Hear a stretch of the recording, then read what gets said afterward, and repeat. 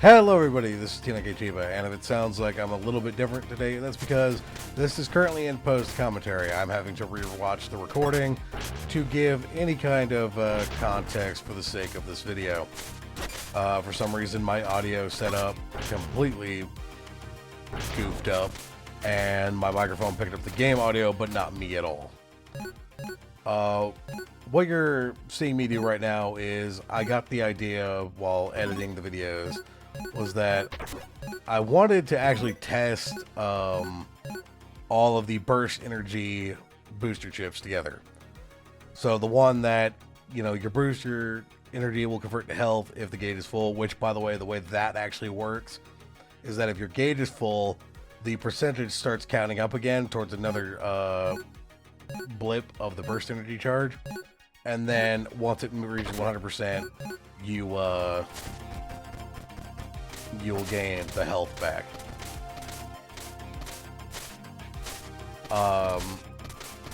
I'm still kind of a little annoyed of my audio setup, so I apologize if I don't have any kind of energy right now. But yeah, we're gonna go ahead and purchase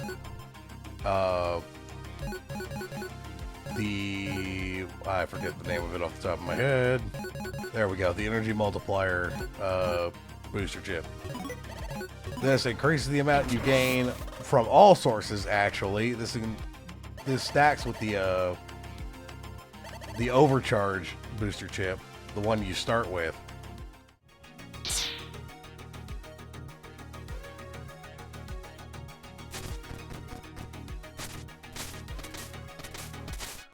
Because there's no real good way to test this in the headquarters, we're going to actually jump into the next stage with this setup on. So we're going to take the energy absorber,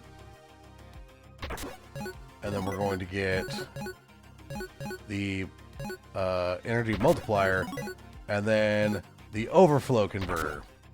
All these together affect your burst energy gauge with the hope of healing yourself up.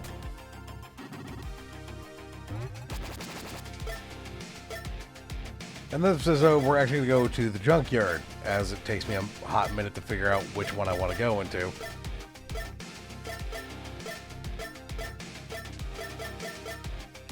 So yeah, we're going to go into the junkyard and investigate the activity. Our radars have picked up some unusual activity at a nearby junkyard. As far as we can tell, something is reanimating various junk there. This suggests the presence of Trace, one of the rebel circuits. If left unchecked, Virus Army might soon have some spooky reinforcements. So, go out there and stop those junk bots. Make sure you don't leave any behind because, well, I don't like the idea of such spooky things roaming about.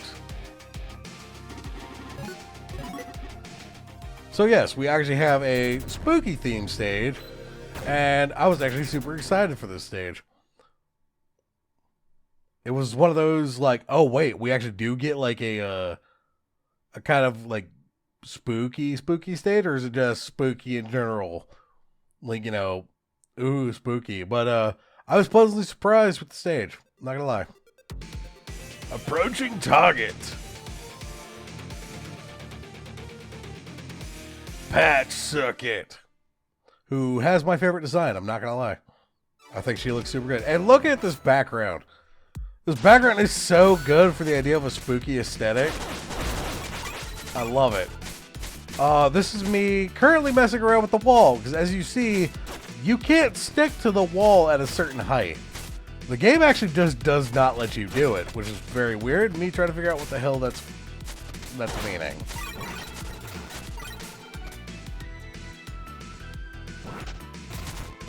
Yeah, so all that stuff down there, that's just junk. It's not dangerous to your health. That purple sludge we'll be seeing quite a bit of, though. And that's a bit more of a hazard, I'm going to be real. I think this is me getting attacked by... This is 100% me getting attacked by my dog at this point.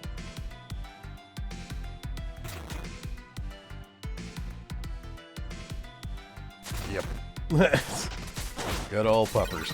Anyway.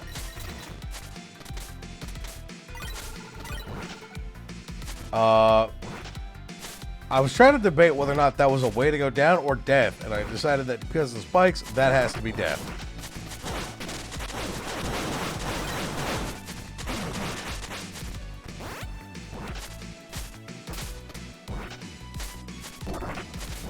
Again, I'm trying to see if there's anything above me, but there's not.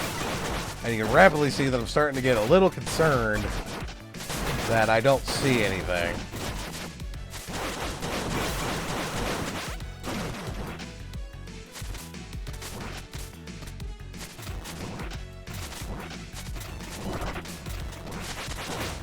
Enemies will spawn from the ground. It's kind of the part of the spooky aesthetic. It's one of the more enjoyable parts of this entire stage. Those purple guys have an interesting attack that they never hit me with. They will lunge at you and like full on like ghoul jump at you. I don't know if that means they can grab you, but I was never hit by it. These are crushers. They do exactly what you think they do. If you are caught underneath them, you will like immediately spawn back as if you hit a hazard. And this is also me now getting very concerned that we haven't seen any kind of like secret area or bonus spot yet. And also, if you notice, despite how many times I've gotten hit, my health is still relatively full, but this room is going to prove that that's no longer the case. So yeah, we have the health upgrade already, which is kind of nice. But we have this purple goo dropping from the ceiling. And that's what the goo does. If it hits Kai at all, it will lock him in place, preventing him from moving. You can mash buttons to break out of it faster, but kind of a bit more difficult than it has any need to be. This is me effectively now giving up on the burst energy thing. Like, while it works, it's not for me, and I like if it's what your playstyle equals, then that's what that's what you can do. This is me testing to see if we can even hurt these things, and apparently we can. And there you go with the popping out. But if you notice, I didn't take damage, so I'm not sure exactly what that's about. I'm not sure how I avoided damage with that. There might be some invulnerability to breaking out, but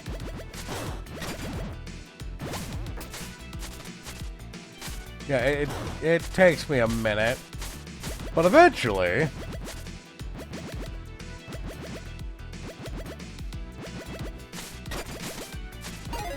And because it's a health upgrade, it completely fills our health, so huzzah.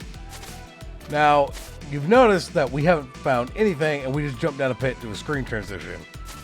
This was my immediate response of, oh shit, how much shit did I actually just skip because I didn't check the pits?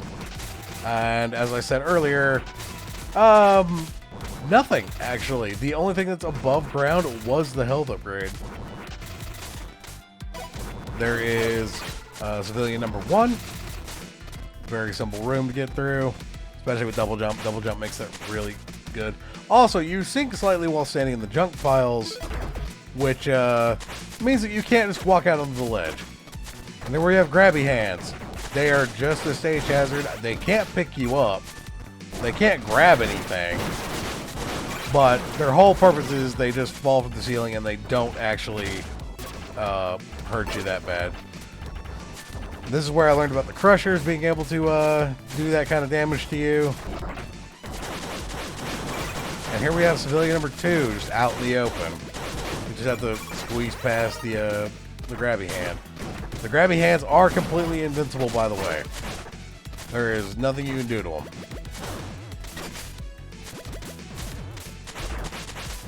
And up we go. Yeah, enemies popping out of the ground is going to be a common occurrence. And here we have civilian number 3.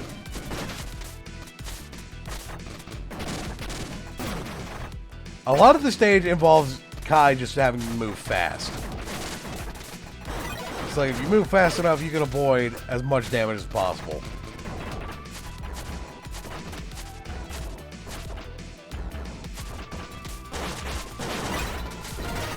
Return to some of the enemies, aka the triple spike shooters.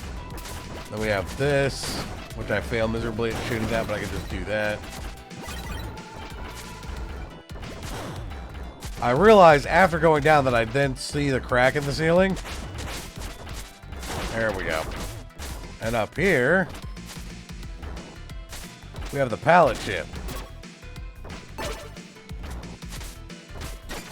Now, with some actual thought process, I realized what I have to do in order to get it.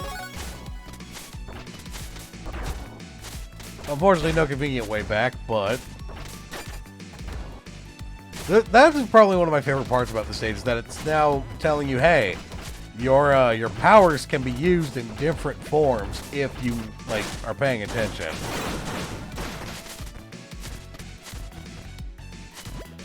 Once again, I saw the crack in the ceiling, so I was like, hey, there we go. And that's when I learned that the bump attack can instantly break the shields off of these things, which is kind of funny. Here we have civilian number 4. We're just cruising along now.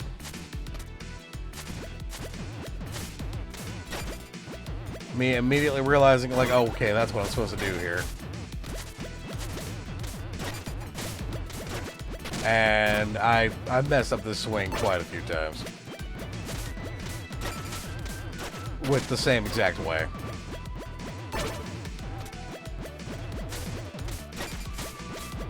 But I get it.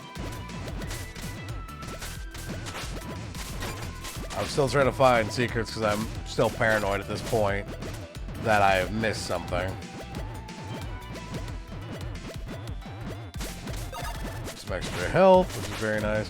I've also noticed that the health refills, I think they scale with your max health, which is very nice. Unfortunately, I think also so do the spikes.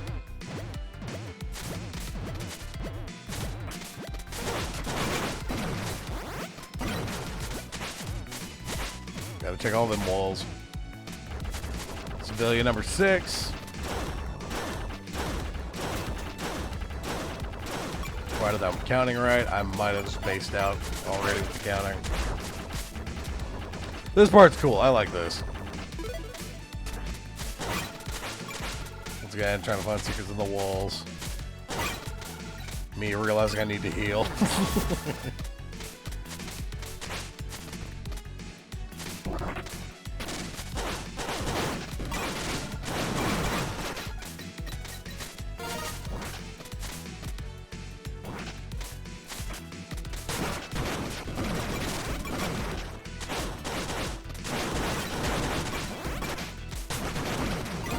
Clearing out some enemies, trying to get myself some breathing room so I can figure out what the hell's going on still.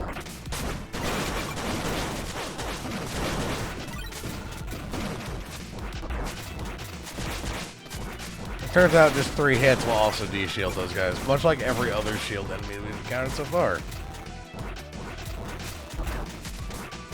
And here is the part of the stage that actually fucked me up a lot. Naturally, I'm curious about this. It looks like it's a mini-boss. Turns out, yes the fuck it is. Only the head is a weak point, which makes hitting it kinda difficult.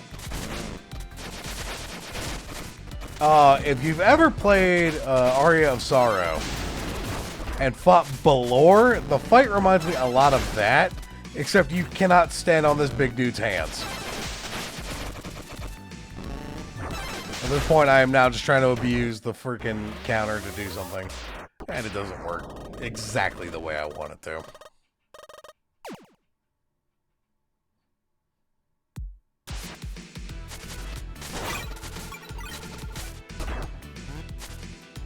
So for the sake of it, we're going to go ahead and fast forward to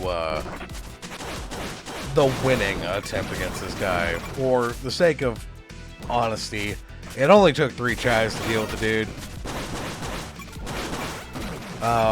So, yeah. Let's cut to that.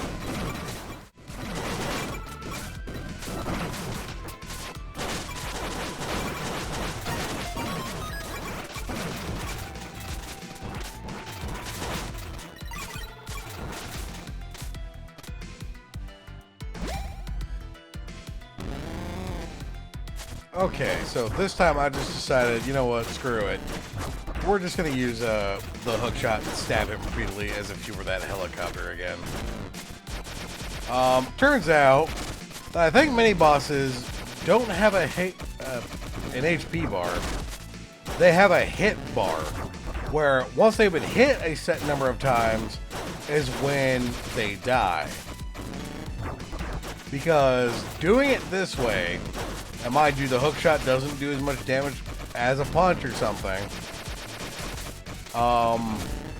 Yeah. He goes down relatively quickly after beating my ass quite a lot. And yeah.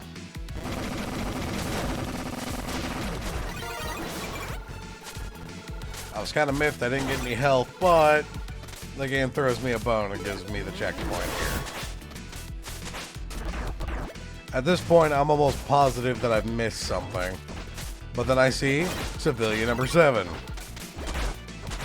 Mind you, there's only 2 other things that we're missing out of the stage.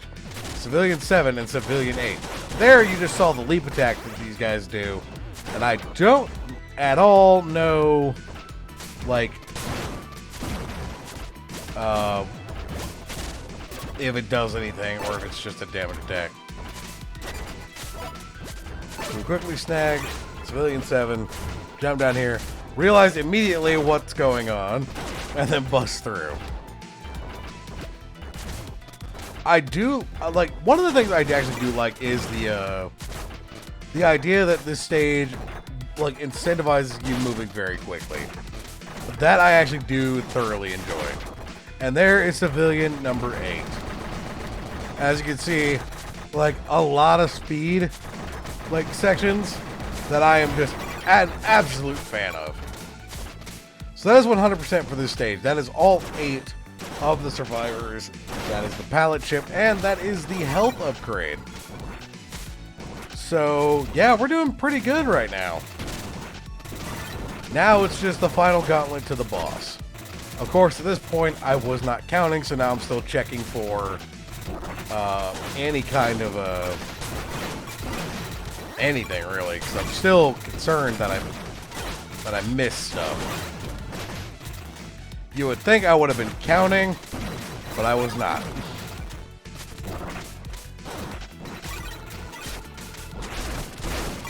Also, still dive kicking a dude is still one of the more satisfying things in this game. Yeah, no, I like any stage that has speed segments. Also, that was probably my favorite. Also, I miscounted. That's number 8. So I was half asleep when I changed the number. But yeah, that is the last one. And it turns out these dudes can actually be killed by throwing 2 of their projectiles back at them. Like, just easy.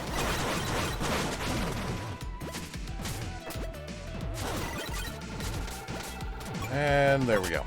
So now we've entered the boss room. And, yeah. Let's go for it.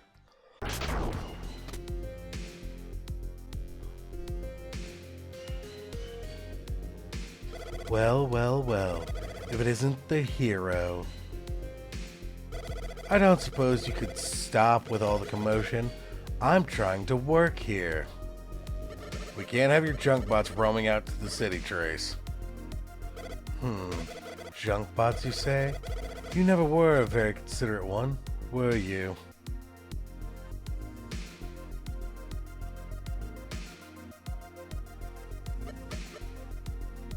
Even without them, you would just try to take me down all the same. Isn't that right? So, perhaps I shall persuade you to reconsider. Trace fights almost exclusively with projectiles. It has the fan spike, or she has the fan spike. She can throw the bottle, which also spawns the purple ooze. That, yes, if that hits you, it will lock you in place. And then she also has a triple fireball attack. That's it for phase 1. That's the only attack she has. And you can also punch/charge the bottle back at her. And now her special, which goes absolutely batshit. She then also summons in mooks for you to also fight. Where I got the idea to then throw one at her, which causes her to ragdoll. It also does a lot of damage. Overall, she is probably the easiest fight in the game, except for this. I would still say Cable's probably easier, but this fight? Nah. She's something else. And we managed to do it in the first try. And here I was, just trying to raise my own army. Only so much some loose scrap can do in the end. Good luck out there on your own. More cryptic language!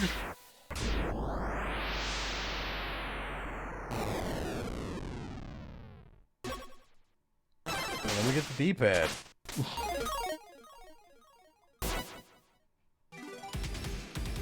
Mission complete.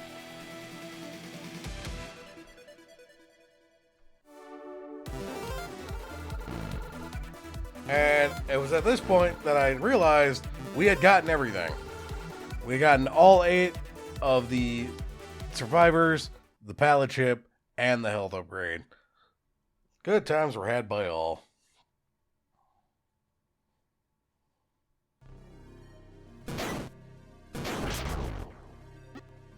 Commander, the circuits.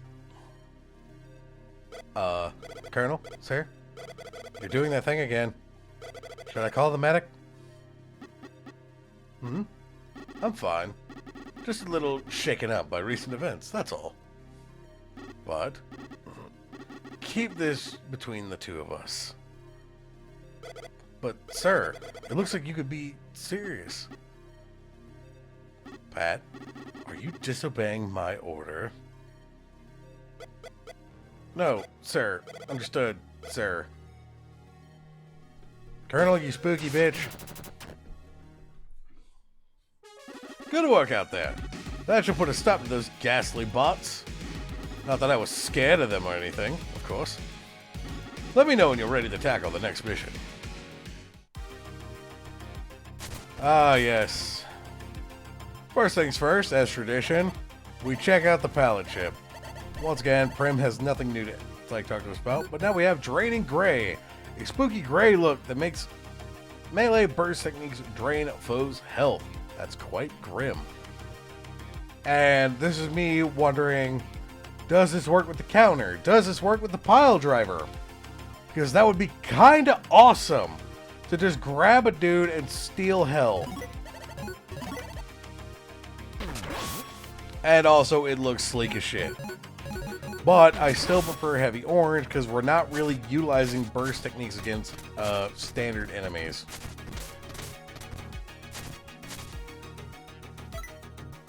Oh, thank you for rescuing me from those awful, awful junk pots at the junkyard. Their ghastly appearances overwhelmed my logic circuits, effectively paralyzed my servos.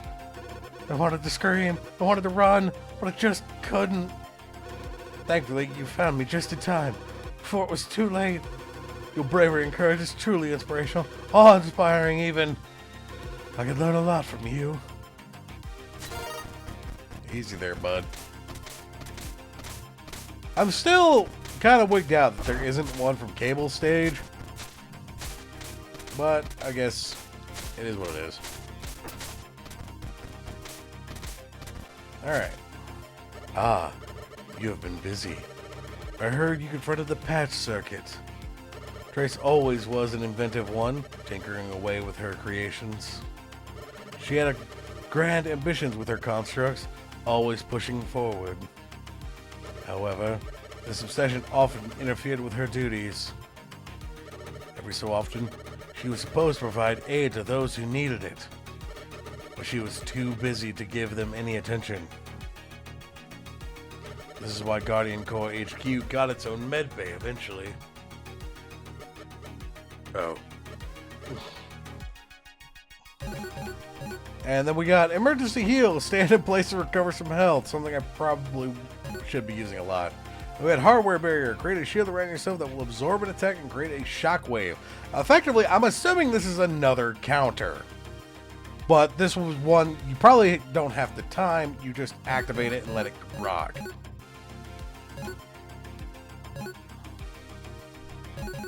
At this point in the video, it wasn't that far in. So I was like, you know what, let's grab some of these ones and see if they're any good. So we grab Function Overload, Gravity Dash,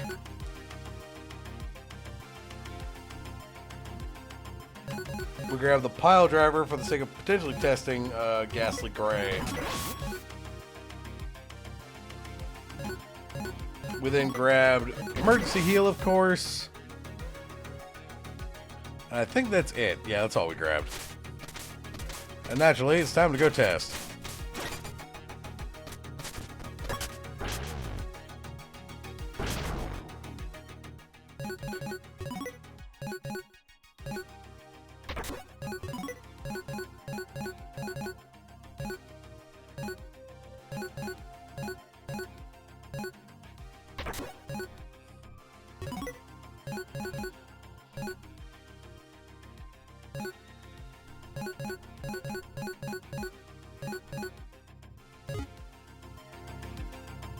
So first things first that we wanted to test was Gravity Dash. As it turned out, you can direct this after activating. And this is the install. For those of you who don't know, install is a Guilty Gear term. With this and Air Jumper, we have 3 jumps and we're incredibly fast. But it's a friendly reminder that we will take bonus damage when we do that.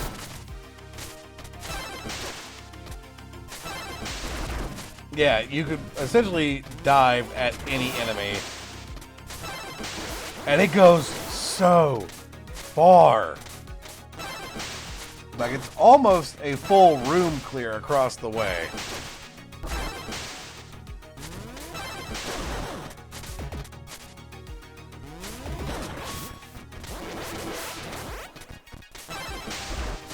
Yeah, I had a lot of fun messing around with Gravity Dash. I think Gravity Dash might be one of my new favorites. And also, catching the dummy with the counter is nice. And now I'm going to fast forward to the point where we take enough damage from the dummy in order to test Emergency Heal. Alright, and at this point was when I decided it was enough. So now we equip Emergency Heal. And Emergency Heal heals 4 nuggets of your health bar. It's significantly less than what I thought it would be, but at the same time it makes sense. Because it's an emergency heal. It's not supposed to be something that, you know, is going to carry you to the end of the game. So, with that being said, you know, it's probably got its uses, but I probably won't be using it that much. Alright then, I am going to call this an episode here. Thank you all for watching. I apologize for the technical issues. It will be fixed by the next episode. Thank you all for watching. This has been T9K Tiba, and I will see you all back for the next one. Later.